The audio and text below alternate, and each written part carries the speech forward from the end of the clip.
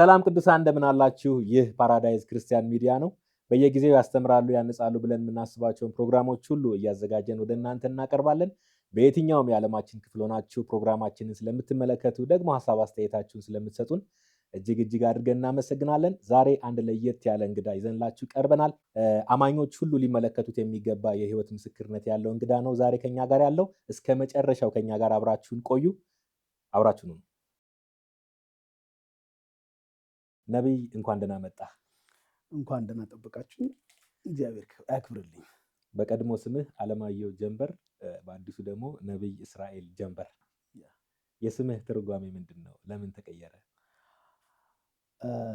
እሺ፣ በመጀመሪያ በጣም ነው የማመሰግነው የሰማይ አምላክ እግዚአብሔርን ለዚህ ጊዜ ስላበቃኝ አመሰግናለሁ። እንደዚህ በሚዲያ ለመጀመሪያ ጊዜ ነው ማለት እንደዚህ በሰፊው እንደዚህ በዝግጅት አውርቼ አላቅም። በተለያየ መድረኮች ግን ምስክርነቶችን ሰጥቻለሁ። እግዚአብሔርና እናንተም ደግሞ በተለይ ፓራዳይስ ክርስቲያን ሚዲያን በጣም አመሰግናለሁ። ለጠየቀኝ ጥያቄ የስሜ ትርጓሜ መጀመሪያ በእናትና በአባቴ የወጣልኝ ስም አለማየሁ ጀንበር ነው። አሁን ደግሞ አንድ የእግዚአብሔር ሰው መድረክ ላይ ሲያገለግል ከጉባኤ ውስጥ ጠርቶኝ እግዚአብሔር ለአገልግሎት እንደመረጠኝና እንደማገለግለው ነግሮኝ እንደ እስራኤል ሕዝብ አደርግሃለሁ የሚል ድምፅ መጣና እስራኤል ብሎሃል እግዚአብሔር አለኝ። በዛው በዚህ ነው እስራኤል የተባለው። የተገናኘነው አንድ የጸሎትና የአገልግሎት ስፍራ ላይ ነውና ያገኘው እዛ ላይ ስትመሰክር ሁላችንም በእንባ ነው ምስክርነትን የሰማነውና ወደዚህ ፕሮግራም ላይም እንድትቀርብ ሳስብና ስጋብዝህ ይሄን ምስክርነት አማኝ ሁሉ ቢሰማው ትውልድ የሚያመልጥበት የጄኔሬሽን አይን የሚከፈት አንተ ወደ ጌታ የመጣህበት ከጨለማ አሰራር የተፈታህበት ምስክርነት በጣም አስተማሪ ነው ብዬ ስላመንኩኝ ነውና በድጋሚ እንግዳችን ስለሆንክ ፈቃደኝነትን ስለሰጠህን ለዚህ ምስክርነት እጅግ አድርገን እናመሰግናለን። አመሰግናለሁ። ጥቂት እስቲ ወደኋላ ልመልስህና ስለ ውልደትና እድገትህ እስቲ አስታውሰን። ተወልጄ ያደግኩት በኦሮሚያ አርሲ አሰላ ከተማ ውስጥ ነው። በቀበሌ 04 ተወለድኩኝ። እናትና አባቴ አባቴ አቶ ጀንበር ቱፈር ይባላል። እናቴ ወሰኔ ሙላቱ ትባላለች። እነሱ ተጋብተው 8 ወልደው ከ8ታችን እኔ 5ኛ ልጅ ነኝ። ያው ከቤተሰብ ውስጥ ያው እንደ ማንኛውም ኢትዮጵያዊ በእርግጥ የልጅነት ጊዜ ብዙም ጨዋታ ምናምን መዝናናት የሚባለውን ነገር ባላቅም በአሰላ ከተማ በቀበሌ 04 ነው ተወልጄ ያደግኩት። ወጣትነት ምን ይመስላል? ወጣትነት ቅድም እንዳልኩ ያው ልጅነትን ጠላት እኛ ቤተሰብን ልጅነታችንን ነጥቆ ወጣትነት ጊዜ ሰይጣንና አጋንንቶችን መካደም ማለት ከፍላጎት ወጥተህ የእንግዳህን ፍላጎት ማርካት ነው።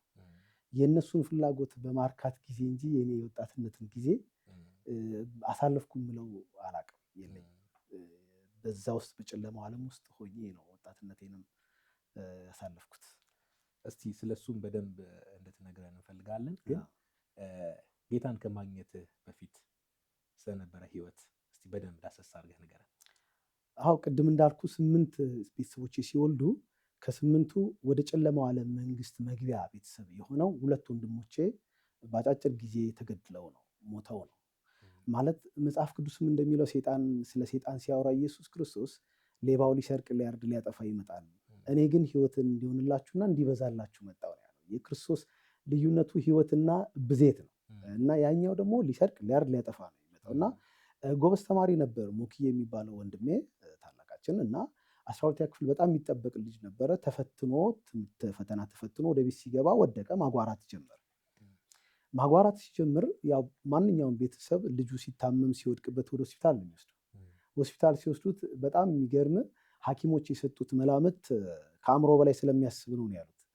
በጣም የሚያሳዝነው የዚች ዓለም መድኃኒቶች በክርስቶስ ኢየሱስ በኩል ያገኙትን ስልጣን ቤተክርስቲያን ክርስቶስን መድኃኒት ለመንፈሳዊ ዓለም መድኃኒቱን በአጥብቃ መስጠት አለባት ብዬ አምናለሁ። እነሱ ከአእምሮ በላይ ስለሚያስብ ነው አሉት። ምንም መድኃኒት አልተገኘለትም። ልጁ ሞተ። ታመመ፣ ወደቀ፣ ሆስፒታል ገባ፣ ሞተ። መንፈስ ነው የገደለው። ማጓራት ነው ያጓራል። ተቀበሉኝ ነበር የሚለው። እናትና አባቴ ምንም ስለማያውቁ በዚህ መንፈሳዊ ዓለምን አንቀበልም ሰይጣን ነው ምናምን ሲሉ ገደለውና እሱን ገሎ የእሱ ታናሽ ላይ መቻል የሚባለው ላይ አረፈ። እሱንም እንደዛው ወደቀ፣ ሆስፒታል ገባ። በሶስተኛው ቀን ሞተ። ታናሾች ናቸው ታላላቆች ናቸው። እና እኔ 5ኛ ነኝ። እሺ እና እሱንም ገደለው። ሲገለው ዘሩ ሁሉ የሚያልቅ ነው የመሰላቸው ቤተሰብ። በቃ 6 ቀረን ማለት ነው። እና እያለ እንግዲህ በደረጃ ሊጨርሰን ነው። ኢየሱስም ሌባው ሊያርድ ሊያጠፋ ይመጣል ያለው እንደዚህ ነው። አመጣ ሴጣን በባህሪው በፍቃደኝነት ሳይሆን ገሎ አጥፍቶ አድቅቆክ ነው የራሱ የሚያደርግ። ስለዚህ ተሳቀ ነው የምትኖረው፣ ተሳቀ ነው እሱ ውስጥ የምትኖረው። እና እነሱን ከገደለ በኋላ አንድ ጎረቤት የጨለማውን ዓለም ጠንቅቀው የሚያውቁ አሮጊት ሴትዮ አሉ። እና እኛ አሮጊት ሴትዮ መጥተው እናንተ እኮ እንደምትሉት አይደለም፣ ይሄ አውሊያ ነው፣ አንቢያዎች ናቸው፣ አውሊያዎች የዘር ናቸው፣ ተቀበሉ አሉና እናትና አባቴን መከሯቸው። ካለበለዚያ ትውልዱ ያልቃል፣ ልጆቻችሁ ያልቃሉ ሲባሉ፣ ያው እናት ለልጅ ያላትን ነገር ታውቀዋለህ። ልጆቿን በጣም ትወዳለች እናቴ። ጠቅላላ ሄዱ። የፈረቀሳ ወኪል የሆነ አንድ አቶ ተስፋ የሚባል ሰው ከአሰላ 15 ኪሎ ሜትር ገጠር ውስጥ የሚኖር የጨለማው ዓለም ወኪል ነበር እና የአርሾ እመቤት ወኪል የፈረቀሳ ወኪል ነው። እና እሱ ጋር በመሄድ ሹመት ተካሄደ። የኔ ታላቅ ላይ ሹመት ተካሄደ፣ ሴት ላይ። እሷ ላይ ተሾመና እኛ 6ታችንም ሰጡን ማለት ነው። ለአውሊያ ሰጡ። ለአውሊያ ማለት አሁን በእኛ በእግዚአብሔር ቃል አጋንንቶች ማለት ናቸው። ስንት ዓመት ነበር? እኔ በዛ ሰዓት የ7 ዓመት ልጅ ነው እና ስንሰጥ የ7 ዓመት ልጅ ነው። ስለዚህ በ7 ዓመቴ ተሰጠን። በእሷ ላይ አደረ። ትእዛዝ ተሰጣቸው። አርብ ቀን አዳር ፕሮግራም ማድር እንዳለባቸው እና ግብሩ፣ አስራቱ፣ ክድመቱ ምናምን ፕሮግራም አወጡላቸው። በዛ ውስጥ እንግዲህ አደግን ማለት ነው።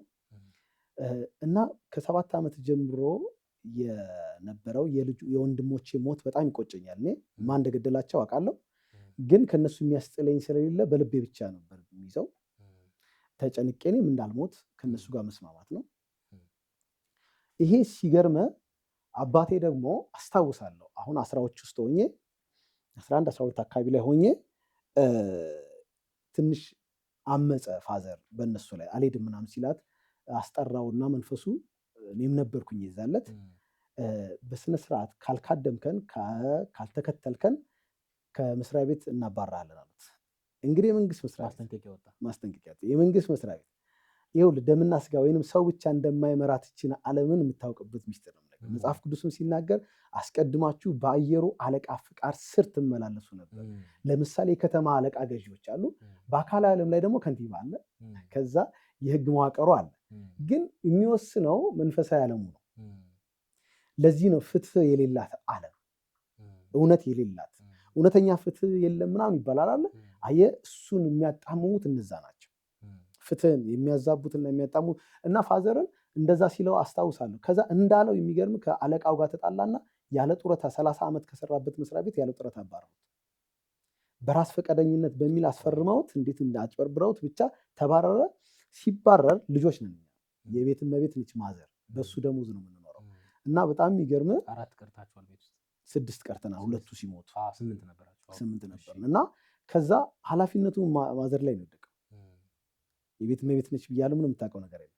ልክ እኔ አሁን 10ዎች ውስጥ ገብቻለሁ 13 ምናምን አካባቢ ላይ ፋዘር ጥሎ ሲጠፋ ከመስሪያ ቤት ሲባረር አፈረ። በምን ያስተዳድር? ከአቅሙ በላይ ሲሆን ጠፋ። ያለው እንደዚህ ነው፣ ከመስሪያ ቤት አባርራለሁ፣ አሳብድሃለሁ፣ ተንከራታች አረግሃለሁ ብሎታል። ያኔ ልጆኝ ሰምቻለሁ። እንዳለውም አባረር፣ የት እንዳለ አናውቅም። ከዛ እሱ ሲጠፋ ማዘር ላይ ሸክሙ ሲወድቅ ማዘር ምንድን ነው ያደረገችው? ሽንኩርት መሸጥ፣ አረቄ ማውጣት፣ ኃላፊነቱ እሷ ላይ ወደቀ። 6 ልጆች መመገብና ማስተማር ቀላል አይደለም። እሷ ላይ ሲወድቅ እኔም አማከርኳትና ኒስትሮ ሲሰሩ አይቻለሁ። ግማሽ ቀን ልማር ግማሽ ቀን ልስራ አልኳት። ብቻ የልጅነትና ያዛች ከ13 ዓመት ጀምሮ የነበረኝ ጊዜ እንዴት ነበር የምናሳልፈው? 10 ሰዓት እንነሳለን። ማዘር ቀን ያወጣችውን አረቄ 10 ሰዓት ላይ ተሸክመን የ21 ሊትር አለ፣ ሁለትን እንደዚህ ሸከም እናሄዳለሁ። እሱን እስከ 12 ሰዓት እንሸጣለን። ሌሊት 12 ሰዓት ጠዋት ማለት ነው። 12 ሰዓት ላይ ተመልሰን ማዘር ቁርስ ስትሰራ እኔ ደግሞ ከአንድ ወንድሜ ጋር ተሸክመን ሽንኩርት ምናምን እናወጣላታለን። የድንች ሽንኩርት ምናምን የሚባሉ ነገር ከዛ እኛ አውጥተን እስክንመጣ እሷ ቁርስ ሰርታ ትጠብቀናለች። ቁርስ በልተን ትምህርት ቤት እንሄዳለን። ከትምህርት ቤት ግማሽ ቀን ነው የምንማረው። 7 ሰዓት እመጣለሁ።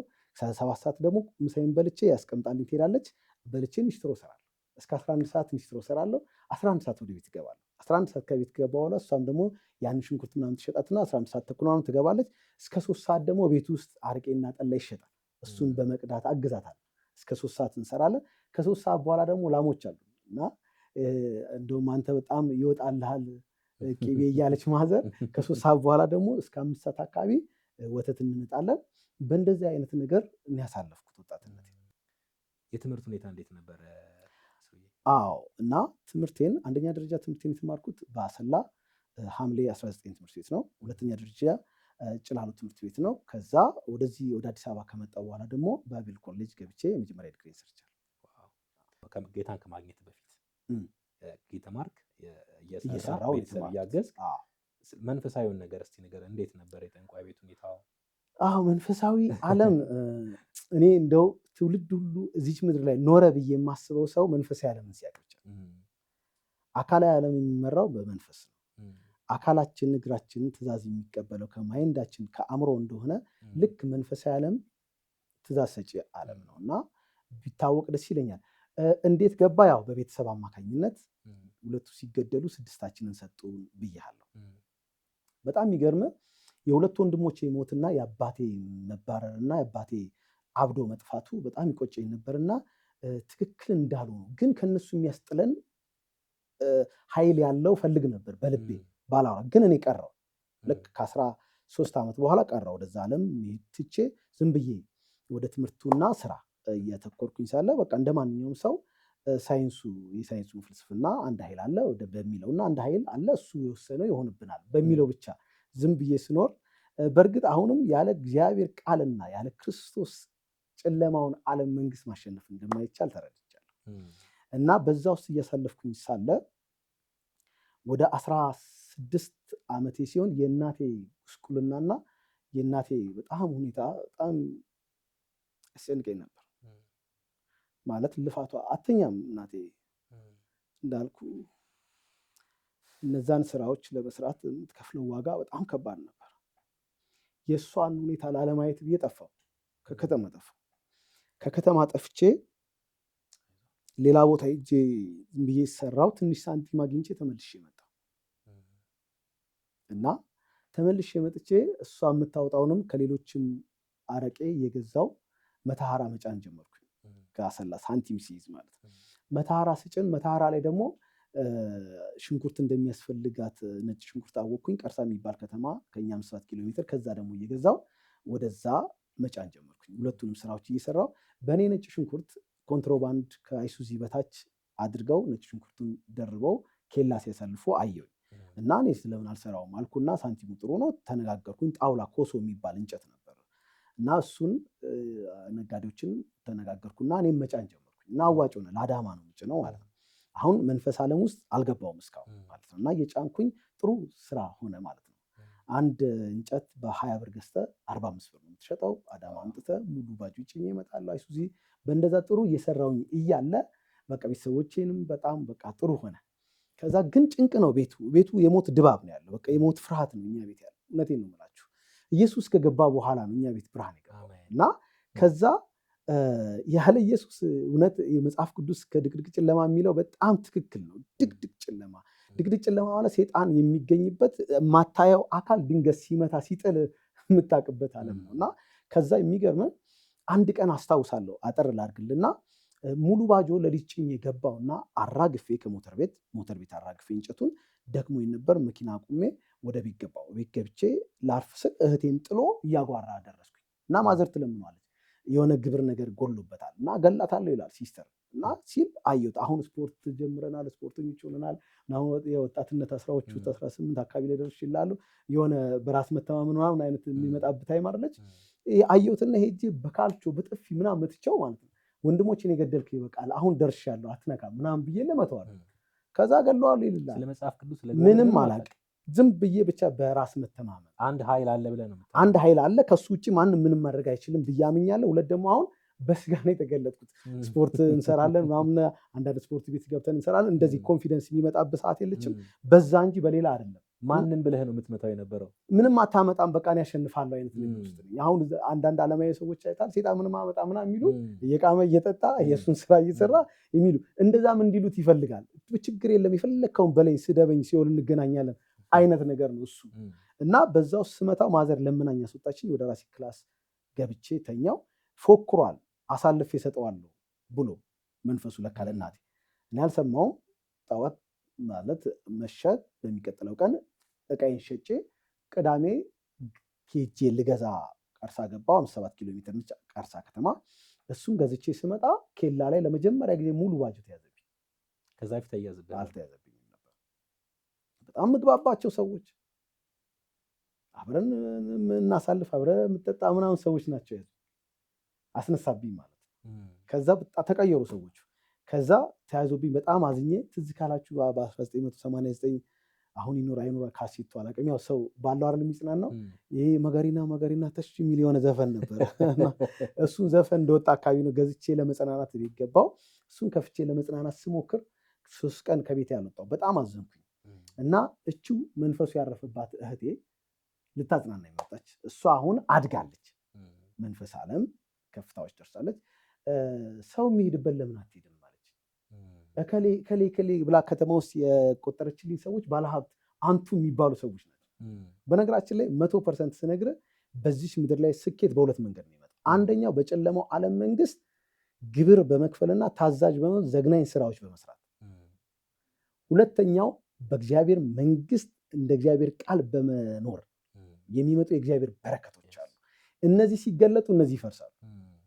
እና ዝም ብሎ በራሱ ይሄ ተምሬ ነው እንደዚህ ጠንካራ ሰራተኛ ስለሆንኩ ነው፣ እሱ ፌክ ነው፣ ውሸት ነው። እና ለዚህ ነው ሐዋርያት ሥራ ምዕራፍ 16 ቁጥር 16 ላይም ካየው ያቺ ሟርተኝነት መንፈስ ያለባት ለጌቶቿ ትርፍ የምታስገባ ነበረች ይላል ሐዋርያ ጳውሎስ እስኪያገኛት ድረስ። ያቺ ሴት መንፈሳዊ ዓለም ላይ መንፈስ ዓለምን ታሳልጥላቸዋለች። ወደ እነሱ ትውልድን ታመጣለች። አቅርቦትን እነሱ ያቀርባሉ፣ ይነግዳሉ፣ ከተሸጠላቸው ሀብታም ይሆናሉ። የሌላውን ግን ትዘጋለች።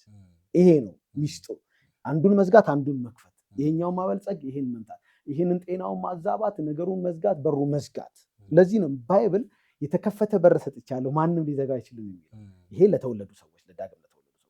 ሐዋርያ ጳውሎስም ሲያገኛት ግን መንፈሱን ሲመታው ካየ ጮሆ የወጣው መንፈሱ ከሷ ብቻ አይደለም፣ ከቢዝነስ ማኖች ነው። እንዴት አወቅ ካልከኝ እንደዚህ የሚል ቃል አለ፣ የትርፋቸው ተስፋ እንደተቋረጠ ባዩ ጊዜ። አሁንም እግዚአብሔር ይርዳችሁና ቅዱሳኖች በሙሉ ባላችሁበት ከተማ የትርፋቸውን ተስፋ እያቋረጣችሁ የእግዚአብሔርን ሕዝብ ትርፍ ተስፋ መቀጠል መቻላል። እግዚአብሔር ይመስገን። እና እቺው እህቴ 3 ቀን መታ ስትለምነኝ በ3ኛው ቀን 2 ቀን እምቢ ብያት ወደ አምልኮ ወደ እሷ ወደሄደችበት እና ከተማ ውስጥ ያሉ ትልልቅ ሰዎችን ስትነግረኝ ሄድኩኝ። ሲሄድ ጫማ ተወልቆ ነው የሚገባው ቤቱ እና ልጁ ሱዳን ሀገር ሄዶ ተመርቆ ነው የመጣው። በሁለት አሰራር ነው የሚሰራው። አንደኛው በመጽሐፍ መግለጥ፣ በመጽሐፍ መግለጥ። ሁለተኛው ደግሞ በመንፈስ በአጋንንቶች ነው የሚሰራው። 2 አጋንንቶች አሉት። አንደኛው አዳልሞቲ ይባላል፣ ሁለተኛው ደግሞ ጂላል አብዱልቃድር ይባላል። እንግዲህ እንደምታውቀው በዚች ምድር ላይ 2 አካላቶች አሉ ብዙ ህዝብ የያዙ። ስለዚህ በእነሱ ስያሜና እንደነሱ አክት የሚያደርጉ ናቸው እነዚህ ህዝቡን ለመያዣ ነው። እና ገባው ጫማ ተወልቆ ነው የሚገባው አለችኝ። አወለኩኝ። ከዛ ቁጭ አለች። ስለራሷ ሳንቲም አውጣችን ሰጥታ ገንዘብ ሰጥታ አስከፈተች። ነገራት። ከራስ ገንዘብ ነው የሚሆነው አለችኝ። ተቀበለችኝ፣ ሰጠው።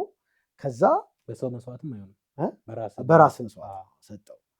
ከዛ ይሄ አንዳንድ ባይብል ጋር የሚመሳሰሉት ለምን መሰለ የእሱ ስራ እንደ እግዚአብሔር መሆን ሲያስብ አይደል ከላይ ተባረረ።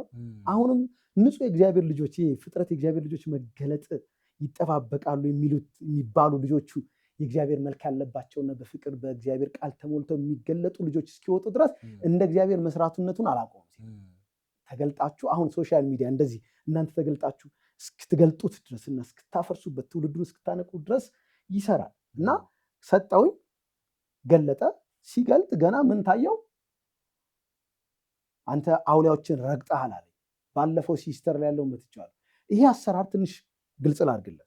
መጽሐፉ ላይ መገለጥ የሚመጣለት አንተ ዳግም ስላልተወለድኩኝ እኔ ሰው ዳግም ሲወለድ ነው ከጨለማው ዓለም መንግስት የሚሰረዘው።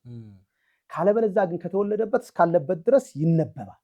በመጽሐፉ ላይ ከሰውየው ጋር ያሉ አጋንንቶች መረጃ ይሰጡታል። ከሰውየው ጋር ያሉ ወይም በውስጡ ያሉ አጋንንቶች ከሱ ጋር ለሱ የሚሰሩት መረጃ ይሰጡታል። ወደ መጽሐፉ መገለጥ ይሰጡታል። በጣም ቀላል ነገር። ሰው ግን ኢየሱስን ሲቀበል መንፈስ ዓለም ከጨለማው ኦልድ ሌት ይደረግና ስሙ በሕይወት መዝገብ ላይ ይጻፋል። ያን ጊዜ መረጃ የሚባል ነገር ከነዚህ ዳግም ከተወለዱ አይታወቅም። ለዚህ ነው እናንተ በአብ ቀኝ በክርስቶስ ውስጥ ተሰውራቸዋል።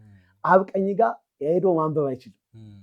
ዳግም ያልተወለደውን ሰው ግን የአዳም ዘር ኃጢአት ስላለ በዛች ዘር አማካኝነት ያገኘዋል እና ገለጠና አገኘብኝ።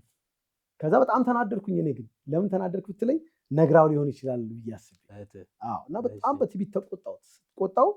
አሁንም ገለጠልና እሷ የማታውቀው እኔም የማውቀው ከሌሎች 8 ሰዓት ኬላ አካባቢ ላይ የተደረገ ነገር ነበር። እሱን ነገር የተያዘብኝን ሳይሆን የተደረገ የተፈጸሙ ጉዳዮች ነበሩ። እነሱን ሲነግረኝ ማንም አያውቅም ይሄን እና በጣም ደነገጥኩኝ። ከዛ የተያዘብኝን ጣውላ ደግሞ ከነ ገንዘብ ዝርዝሩ አወራ። በጣም ደነገጥኩኝ እና እኛ እኮ የአላህ ባሪያዎች ነን አለኝ እና አላህ እግዚአብሔር አላህ ብለን አለ ኢትዮጵያኖች አብረን የምንኖረው ከሰዎች ጋር ተፋቅረን ተሰማምተን ነው የምንኖረው። በቃ አላህ እግዚአብሔር አላህ በሚለው በቃ የእግዚአብሔር መላእክቶች አሁን ገብርኤል ሚካኤል ምናምን የሚባል ነገር አለ አይደል? እንደዛ መሰሉኝ ማለት ነው። ባሪያ ነኝ ሲለኝ የእግዚአብሔር መላእክቶች መሰለኝ። ከዛ እንደዚህ እያወራን እያለ ሲስተር ተቀየረች፣ ውላ ተቀየረች። ከዛ ሲስተር አደረገ ተገለጠልና እኛን ረግጦናል አለ። ወላሂ ብታረቀ ይሄ ልጅ አላህ ይታረቀኝ አለ። አልታረቅም አለ። ከዛ ይሄኛው ለምኖት ስልጣናት፣ ኃይላት፣ አለቆች የሚባሉ አሉ።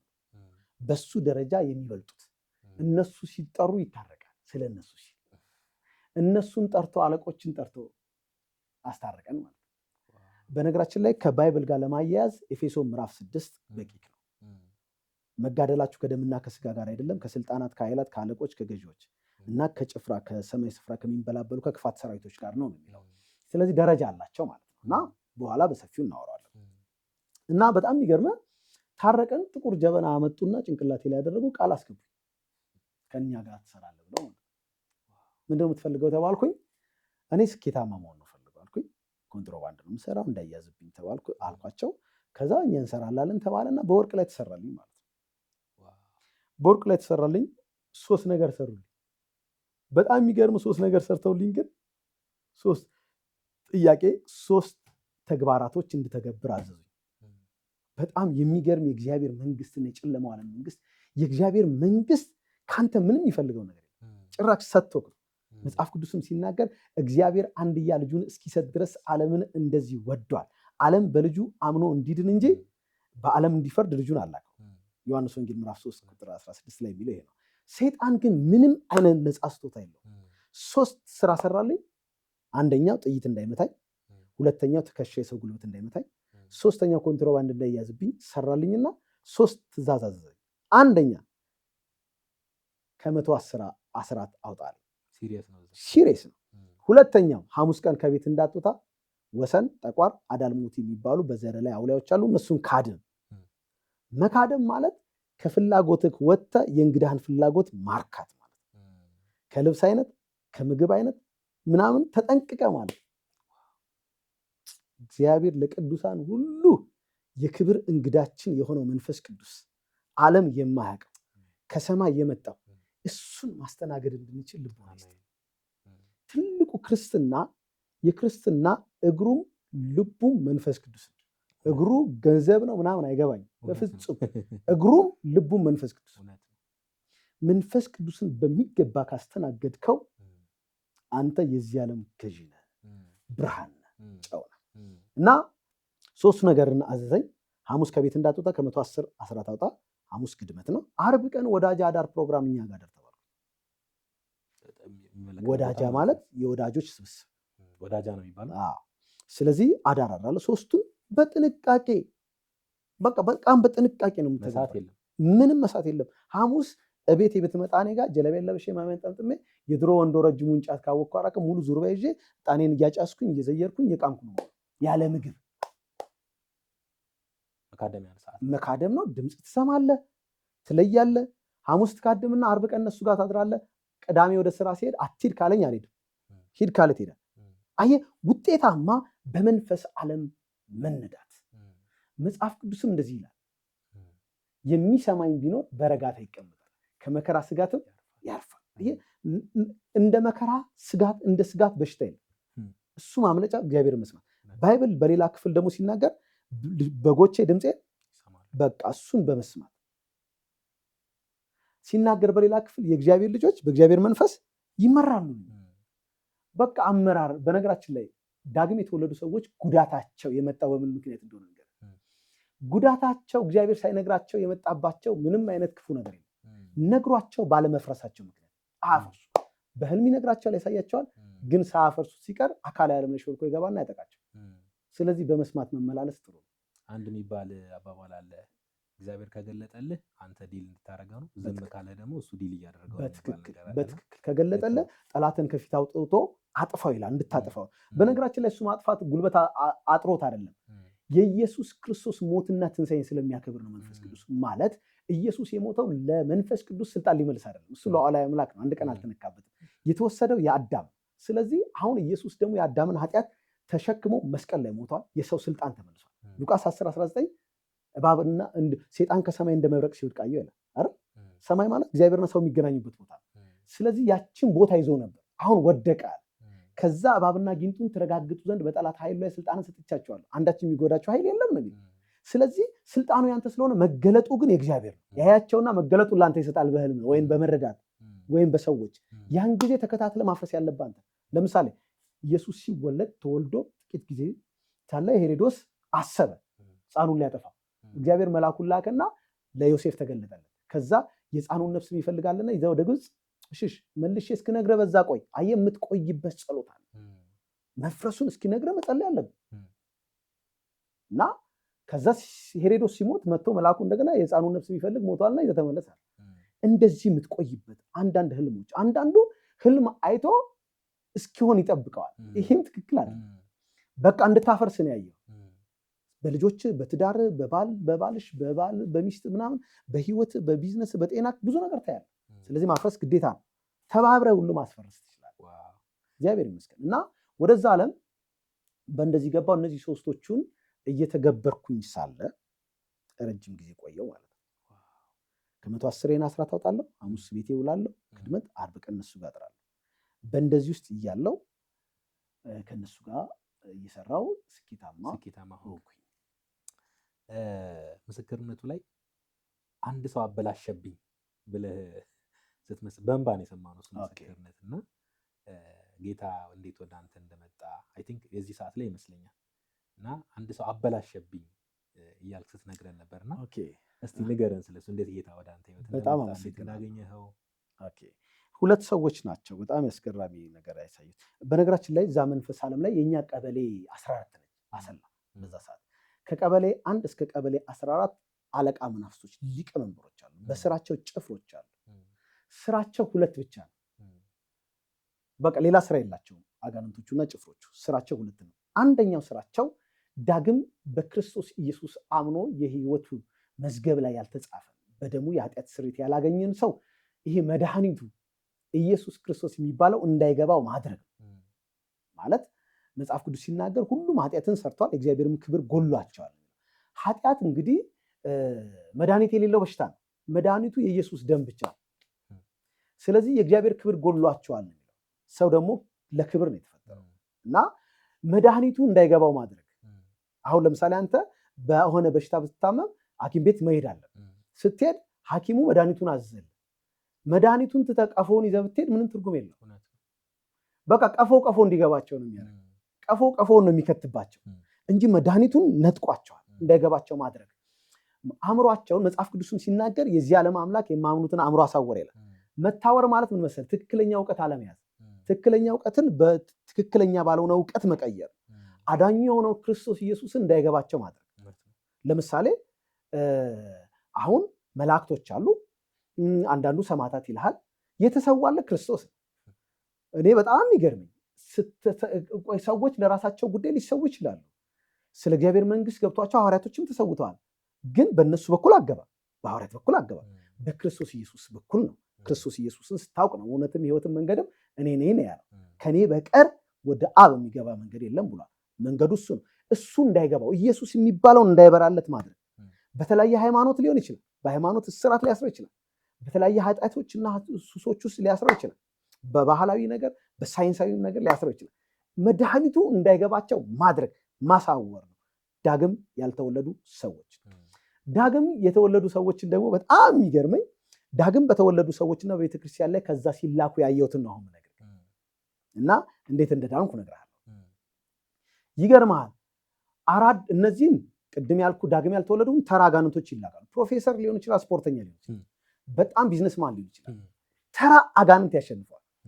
ካለበት ከፍታ ያወርዳል። ቅድም አባቴ ለምሳሌ ብያል ከመስሪያ ቤት ያስፈራል። ከላይ ሊፈጠፍጥ ይችላል። ተራ አጋንንት ተልከው ይጥሏቸዋል። አንዳንድ ሰዎች አይታል በጣም ከፍታ ላይ ነበሩ፣ ድንገት አብዶ ታያል። ይሄ የምታየው እብድ በሙሉ በነገራችን ላይ አብዶ አይደለም የተወለደው። መንፈስ ዓለም ላይ መሰጠት የሚባላል። ሰዎች ይመጡና ማሳቀል የሚባል ፕሮግራም ሲሰጡ ያን የመሰለ ቁም ነገረኛ የሆነ ሰው ጥሩ ቤቱን የሚመራ ሀገር የሚመራ ምናምን የነበረ ሰው መንፈስ ዓለም ሲሰጡት አጋንንቶች ይወጡና ይገቡበታል። ከዛ እንደ ቀድሞ ማሰብ አይችልም፣ እንደ ቀድሞ መንቀሳቀስ ኮራፕት ይይዙታል። ከዛ በቃ መፍዙዝ ይሆንላል፣ በየመንገዱ ይዞርላል። ለዚህም መድኃኒቱ እኛ ነን። ስለዚህ በተራ አጋንንቶች ይመቷቸዋል። እነዚህም ግን ወደ ፕሮቴስታንት ወይንም ወደ እግዚአብሔር ልጆች 4 ደረጃ ያላቸው አጋንንቶችን ላኩ ነው የሚባለው። በስልጣን አትችሏቸው ነው የሚባለው። 4 ደረጃ ያላቸውን ልግለጽልህ። አንደኛው ቅጥር አፍራሽ ይባላል። ሁለተኛው ትጥቅ አስፈች ይባላል። ሶስተኛው ፍላጎት ጨማሪ ይባላል። አራተኛው ፍላጎት አቅራቢ ይባላል። ለማለማ ካልከኝ ለግለሰብ እና ለቤተሰብ ለተቋሟ። ግለሰብ ላላገባ፣ አንተ አላገባህ ማለት ጎሽ እግዚአብሔር ይመስገን ስታገባ ቤተሰብ ትሆናለህ። አሁን ለግለሰብ ላገባ ደግሞ ቤተሰብ ለመሰረተ ደግሞ ለቤተሰብ ለቤተ ክርስቲያኗ ለተቋሟ የሚላኩት 4 ደረጃ ናቸው። ምን አልኩ? ቅጥር አፍራሽ፣ ትጥቅ አስፈች፣ ፍላጎት ጨማሪ፣ ፍላጎት አቅራቢ። ልተንትናቸው። ቅጥር አፍራሽ ማለት ጸሎት መቺ ማለት ጸሎቱን ምታበት እዛች ቤተክርስቲያን ውስጥም በዛ ግለሰብ ህይወት ውስጥም በዛ ቤተሰብ ህይወት ውስጥም ጸሎት እንዳይኖር አድርግ። እየጸለየ ስራችን እንዳፈርስ እንዳይጸለይ አድርግበት፣ አቋርጥበት። ከአምላኩ ጋር ያለውን ግንኙነት ይባላል። በምሳሌ ላስቀምጥል። አሁን ይሄ አምፖል እየበራ ነው፣ ከቆጣሪ ጋር ግንኙነት ስላለው የሚያበራው። ከቆጣሪ ጋር ግንኙነቱን ብታቋርጥበት ጨለማ ነው። አየው፣ በጣም የሚገርም ከቆጣሪ ጋር ግንኙነት የተቋረጠበት አምፖልና ከእግዚአብሔር ጋር ግንኙነት ያቋረጠ ጴንጤ የሚያመሳስላቸው መሰቀል ብቻ። እኔም ጴንጤ ነኝ ይላል፣ ያም እኔም አምፖል ነኝ ይላል። ግን ጨለማ ሲመጣ አባሩት። እግዚአብሔር ከዚህ ይሰውራል። ስለዚህ እየጸለየ የሚያስቸግር ከሆነ ደግሞ እንደ እግዚአብሔር ቃል እንዳይጸለይ አድርገው ይባላል። ማለት ለምሳሌ ከአንድ ሰው ጋር ቢጣላ አንድ ሰው እቤቱ ገብቶ እግዚአብሔር ወይ አስቸገረኝ ይሶ እንደው እግሩን ሸምቅቀ ያዝልኝ ቢል ይሄንን ጸሎት እግዚአብሔር አይሰማው። ሸምቃቂ ጠላት ነው የሚሰማው። ከዛ የሚቀጥለው ቀንም ይጸልያል። ያሰው እግዚአብሔር ስለሸመቀቀው አመሰግናለሁ፣ በእኔ ምክንያት እንደሆነ ደግሞ እንደው በህልሙም ተናገረው ቢል አሁንም ትክክለኛ ጸሎቶች አይደሉም። እንደዚህ አይነት ጸሎቶች እንዳይጸልይ አድርገው፣ እያስቸገረ ከሆነ ደግሞ እንደ እግዚአብሔር ቃል እንዳይጸልይ አድርገው። ማንም እንደ እግዚአብሔር ቃል መናገር ስላለበት ማለት ነው። ሁለተኛው ትጥቅ አስፈቺ ነው። የእግዚአብሔርን ቃል ዕለት ዕለት እንዳይበላ አድርገው። አሁን አንተ የዛሬ ሳምንት በበላኸው ነው እንደ ዛሬ የምትኖረው? የዛሬ ሳምንት በምታውቀው ምግብ ነው እንደ ዛሬ የምትኖረው? አየህ፣ የእግዚአብሔር ቃል የሚታወቅ አይደለም። የሆነ እንትና የጻፈው መጽሐፍ አይደለም፣ ምግብ ነው። ሁልጊዜም አዲስ ነው። ለዳግም ለተወለደው ሰው ምግብ ነው። አሁን አንተ ሰው ነህ። ምግብ እውቀት አይደለም። ምግብ ማወቅ አይደለም። ምግብ ፊደል አይደለም። ምግብ ነው። ለሰውነታችን እንዲስማማ ምክንያት ነው።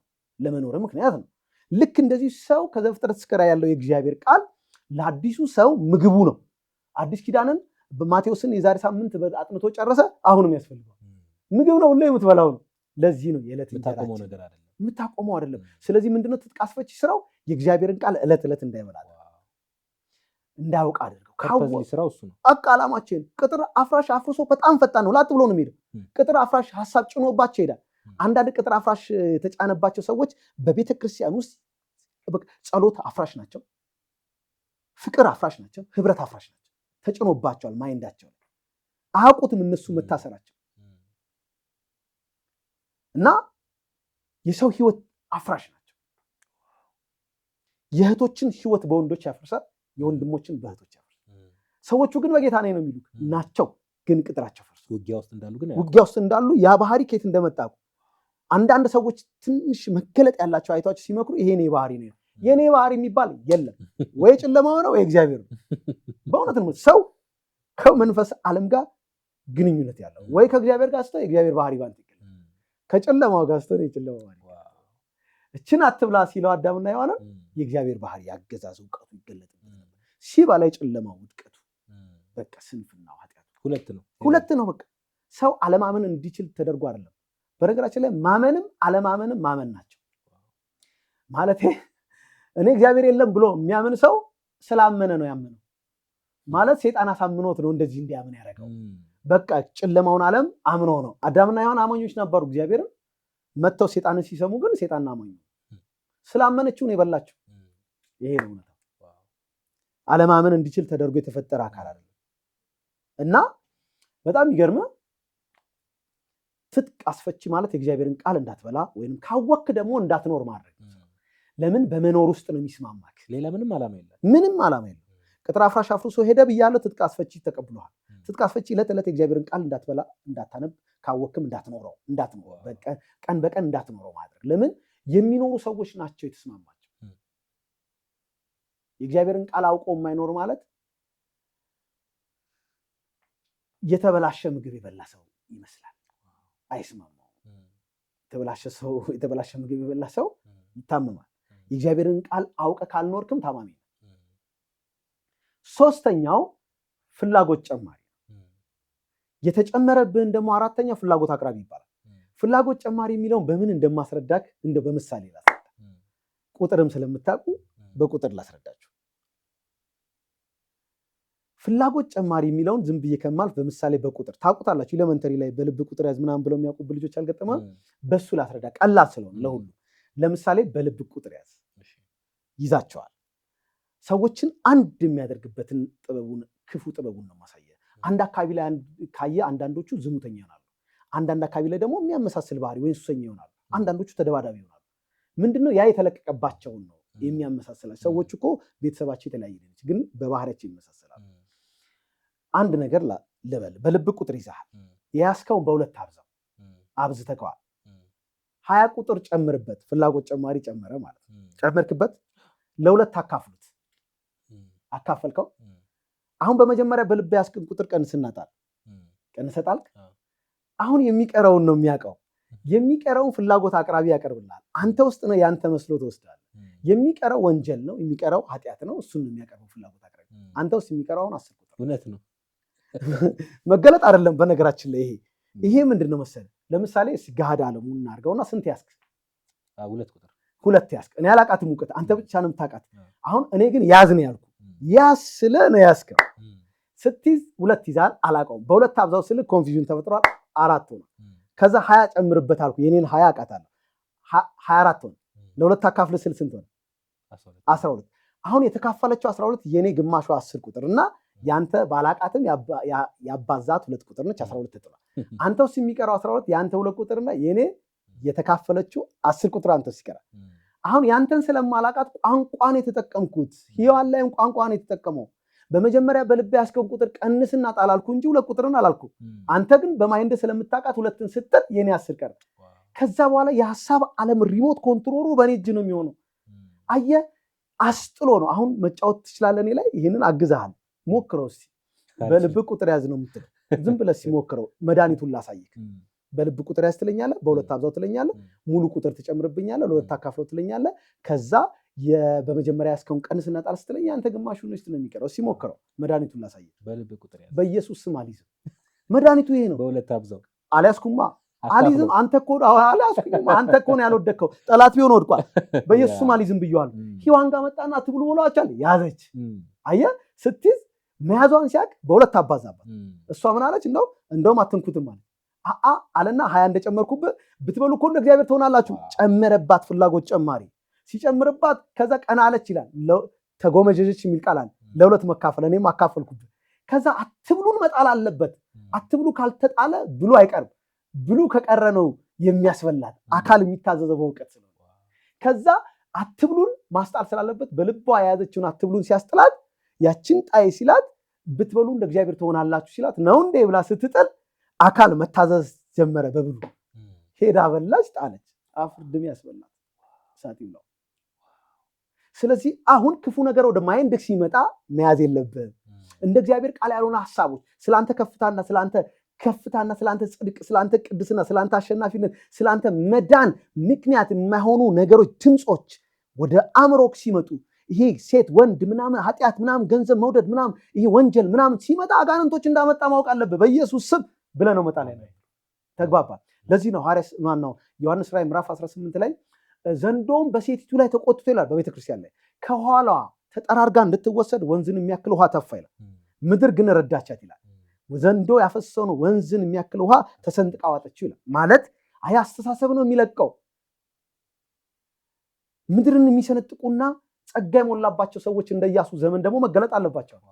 በዛ ዘመን እስራኤላዊ ጦርነቱ ጥሩ ስለነበረ ፀሐይ በገባውም ትቆም ሲል የምድር ሽክርክሮች ሲቆም ጦርነቱን እስራኤላውያኖች በድል ተወጡ። አሁንም ክርስቲያኖች በድል እንድንወጣ በትክክል የሚያዩ ሰዎች፣ የሚያዙ ሰዎች፣ የወጣውን አሰራር አይተው ወደ ጥልቅ የሚመልሱ ሰዎች በቤተክርስቲያን ያስፈልጋሉ።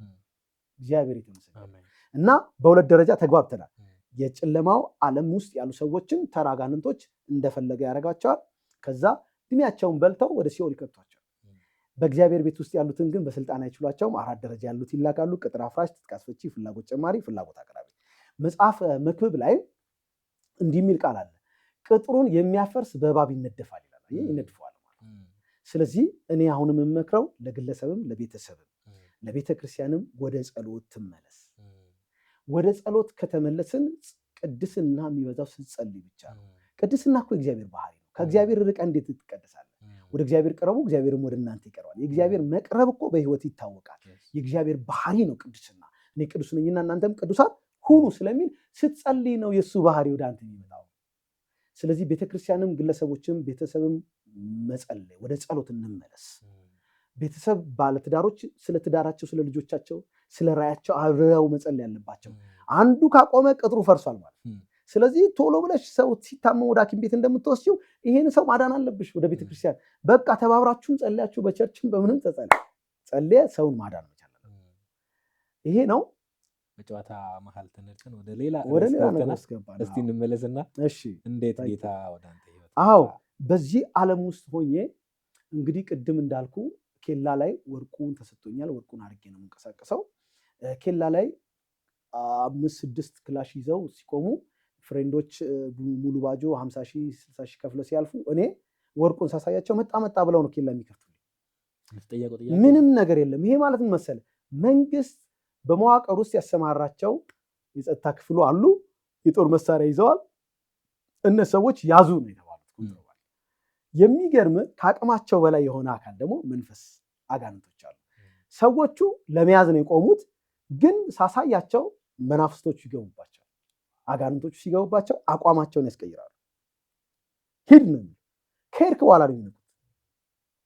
ለዚህ ነው ዳግም የተወለደ ሰው በሁሉ ነገር ቢሰማራ ጥሩ ነው። ዳግም ከተወለደ አጋንንቶቹ እሱን ማሸነፍ አይችሉም። በእግዚአብሔር ቃል ይመታቸዋል፣ ያፈርስባቸዋል። ለእኔም እንደዛ ነው አፍርሶብኝ ወደ ጌታ ይመጣል።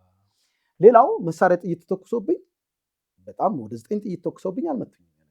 ምንድነው ሲባል መናፍስቶቹ የጥይቱን አቅጣጫ ያስቱታል፣ ወይንም ሰውየውን ኮንትሮል አድርገው እንዳይተኩስ ያደርጉታል። በእንደዚህ ነው መሳሪያ የመታው ከሌ ምናምን ሲባል ሰምተላ ወይም ሰውየውን ኮንትሮል ያደርጉና እንዳይተኩስ ማይንዱን ይዙታል።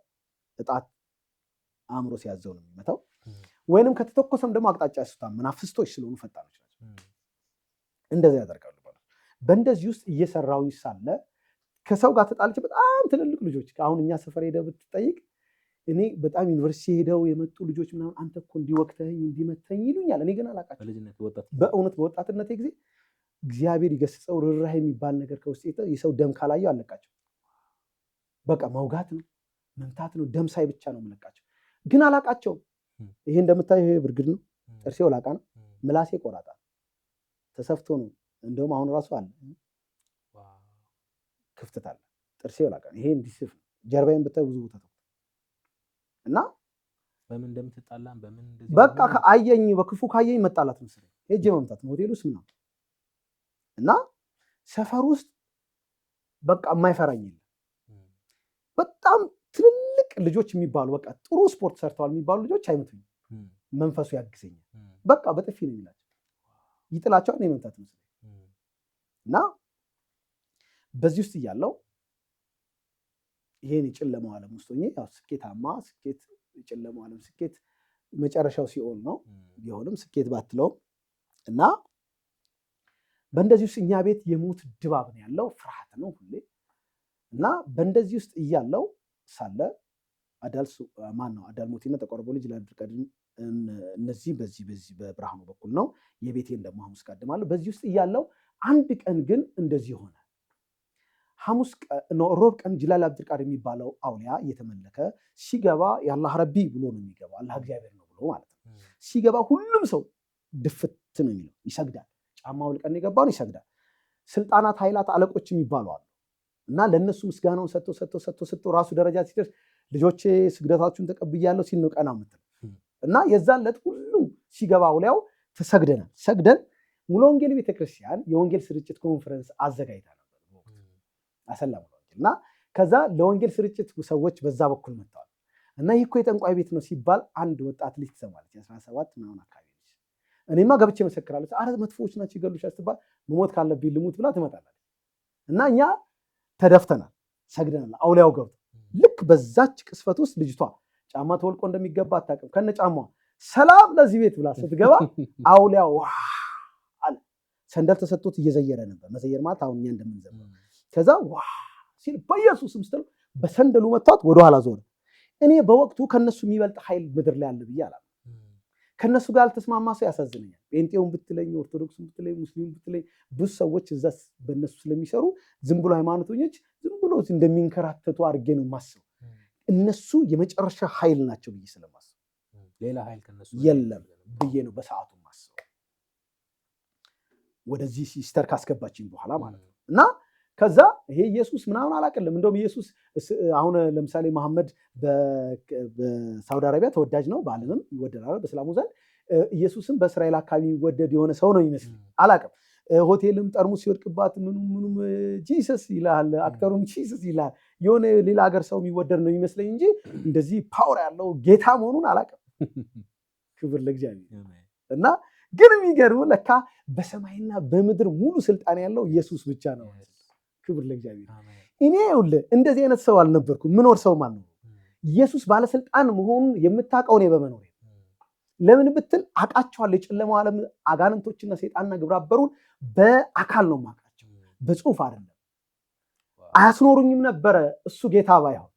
ክብር ለእግዚአብሔር።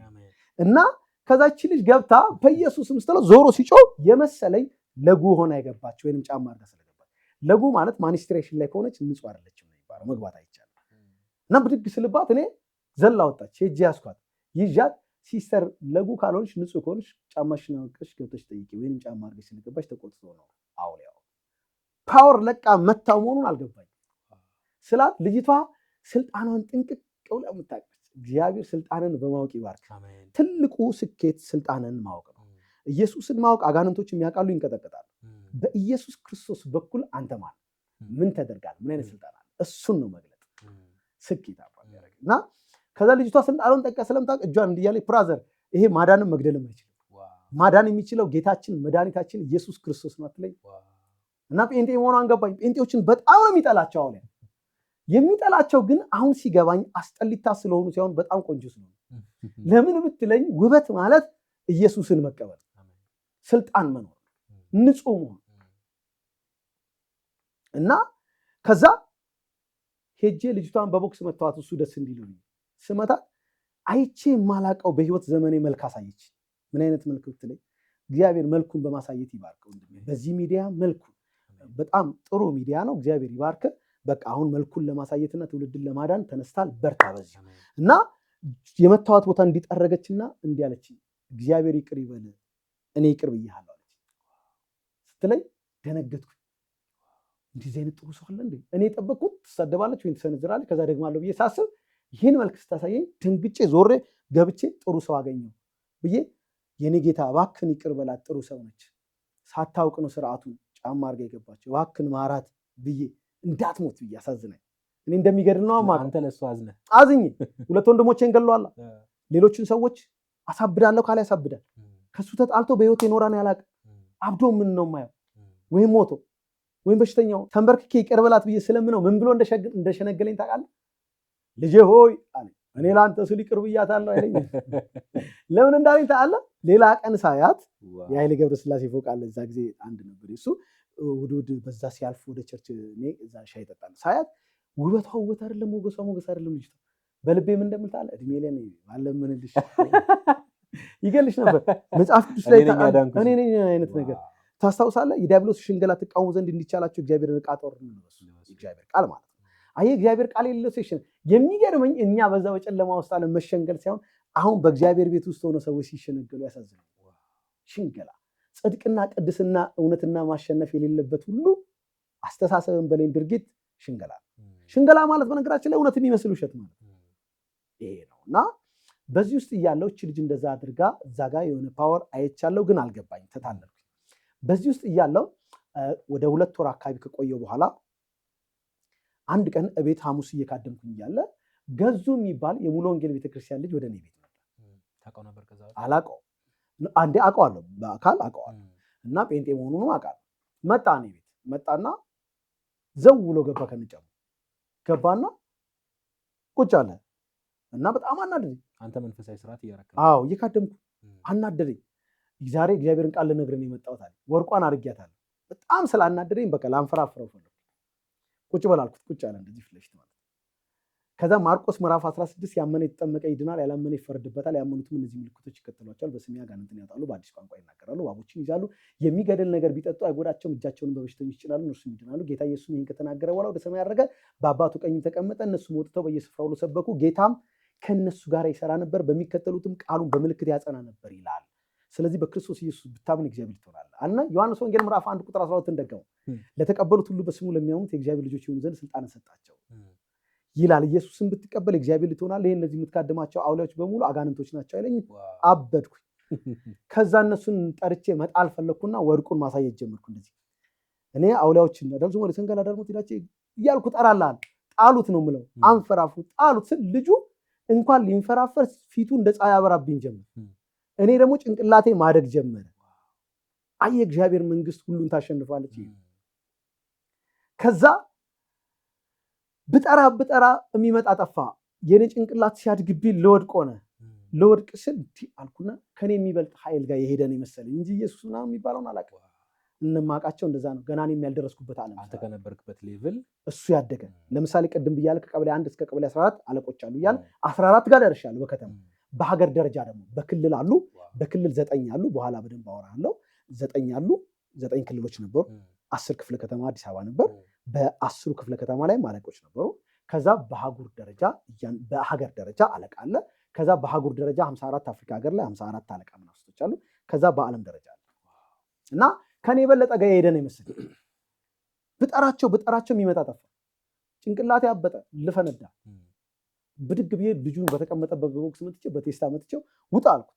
ስለው ዝም ብዬ አልመጣው መንፈስ ቅዱስ ልኮኝ ነው የመጣሁት አለ። ወንጌል በመንፈስ ቅዱስ ነው ወንድም፣ በመመራ እግዚአብሔር እንደገና እድሉን ይሰጣል አንተ ልጅ ብሎኝ ወጣ። እነዚህ ጴንጤዎች ብዬ ገፋፍቼ አስወጣሁት። በጣም ነው የምጠላቸው፣ ሴጣን ስለሚጠላቸው ማለት። ከዛ አባረሬው እሱን ገብቼ ጫንጨስ አድርጌ መዘየር ጀመርኩ። ሲያምክ የምትዘየረው ዝያር ያለ፣ ሲከፋክ የምትዘየረው ዝያር ያለ፣ ክራውድ ሲሆን የምትዘየረው ዝያር ያለ እና መዘየር ጀመርኩ። በጣም ሲያመኝ ዜማው ይቅርብኝና ያመኛል፣ እኔን ያመኛል፣ ሞሚናት ምን ይሻለኛል አልኩ። ሞሚናት ማለት በፈረቀሳ የምትገኝ የአሩሻ መቤት ሲባል ሰምተናል። ባይብል ላይ ሴቲቱ ባቢሎን ኤልዛቤል ምናምን የሚላት ማለት እዛ ማለት ያቺ በሴት የተሰየመችው አሰራር እዛ አለች። በስሯቿ ስታንድ ባይ አጋንንቶች አሉ፣ ወታደሮች አሉ። ዮሐንስ ራእይ ካየኸው 18 ላይ እንደዚህ የሚል ቃል አለ። ታላቂቱ ባቢሎን ወደቀች ብሎት የአጋንንቶች መኖሪያ ሆነች ይላል። አጋንንቶች እሷ ይኖራሉ። ከዛ የርኩሳን መናፍስቶች ደግሞ መጠጊያ ሆነች ይላል። ይጠጋሉ እንጂ የሚኖሩት ከተማ ውስጥ ነው። ትውልድን ያረክሳሉ። ግን ሪቫይቫል ሲነሳ፣ ጸሎት ሲበዛ፣ ሲባረሩ እሷ ጋር ሄደው ይጠጋሉ። ከዛ የተጠሉ ወፎች ሁሉ መጠጊያ ሆኑ ይላል። ወፎቹ የሚኖሩት ቸርች በር ላይ ነው። ሊለቅሙ የእግዚአብሔርን ቃል ሰዎች ሰምተው ፓፕ ምናምን ብለው ሲደርሱ በር ላይ እኔ እኮ አውቀዋለሁ እሱ ምናምን እንደዚህ አድርጎ በሆነ ጊዜ ምናምን ሲሏቸው ይሄ ሰውዬው እኮ ኃጢአቱ ተሰረየዋል በደሙ። ከዛ ሲል ልቅም ያደርጉባቸዋል። ስንፍናውን ድክመቱን ሲያወሩላቸው እና ግን አሁንም በጸሎት ሲባረሩ ሄደው ይጠጋሉ። ዮሐንስ ራእይ ምዕራፍ 18 ላይ ይናገራል። 3 አይነት አጋንንቶች የአሩሻ መቤት ማለት እሷ አሉ። እሷ ጋር ያሉ አጋንንቶች ሰዎች ከተለያየ ክልል መጥተው እዛ ይቆዩና ሰልጥነው ተምረው ከዛ አጋንንቶች ይሰጧቸውና በክፍለ ከተማ በክልል ምናምን ደረጃ በከተማ ደረጃ ተሾሞ ጥንቆላ ስራ ይሰራሉ ማለት ነው። እና ያመኛል፣ እኔን ያመኛል፣ ሞሚናት ምን ይሻለኛል፣ ኃይል ላኪ ነው ስል የራስ ጉዳይ መስማት የሌለብን ሰምታል ያለች እስኪመስለኝ የሚመጣ ኃይል ጠፋ። አቋርጦብኝ ሄደው ልጁ መጽሐፍ ቅዱስ የዲያብሎስን ስራ ላይ ፈርስ የእግዚአብሔር ልጅ አየህ አፍርሶብኝ ዲስኮኔክት አድርጎታል ማለት ነው። ከዛ አመመኝ። ሲያመኝ ጉራቲ ጀበና የለሽም ወይ ዶሮ፣ ጉራቲ ጀበና የለሽም ወይ ጆሮ፣ ሞሚናት ጋር ሲደወል አሰሚኝ ወይ ቶሎ የሚል ዝያር ያለ እሱን ዘየርኩ። ብል የሚመጣ ጠፋው ኃይል የለም የለም አቋርጦት ነው። አየህ ሐዋርያው ጳውሎስ በሐዋርያት ሥራ ምዕራፍ 16 ያቺን ሴት ዲስኮኔክት እንዳደረገ ይሄም ልጅ አቋርጦብኝ እና ብልብል ሲያቅተኝ ፈራው። ጭራሽ ቤቱ ፍርሃት ያዘ። ወጥቼ እናቴ ጉያ ገብቼ ተኛ። ሐሙስ ዓርብ መጣ። ዓርብ ዕለት ምን አለኝ ብያለሁ፣ አዳር ፕሮግራም። እዛ ሲሄድ የከተማው አለቃ መንፈስ አዳል ሱማል የሚባለው መንፈስ ያለባት ሙላቷ የምትባል ሴትዮ ላይ ነው ያለው። ከእሷ ጋርና ከእሷ ልጅ ጋር አብረን ዳቼ የሚባል ደግሞ ጫካ ውስጥ አለ፣ ወደ ጭላሎ ሜጃ ላይ ዶሻን አልፈ ወደ ውስጥ ነው። እና እዛ ስንሄድ አራተኛ ገዙ ከኔ ጋር ያለ ይመስለኛል። በነገራችን ላይ እግዚአብሔርን ቃል ዝም ብለህ ዝራው፣ መች እንደሚበቅል አታውቅም። ወንጌል ማሳመን ሳይሆን መንገር እንዴት ይገባዋል ምናምን እንዳትል፣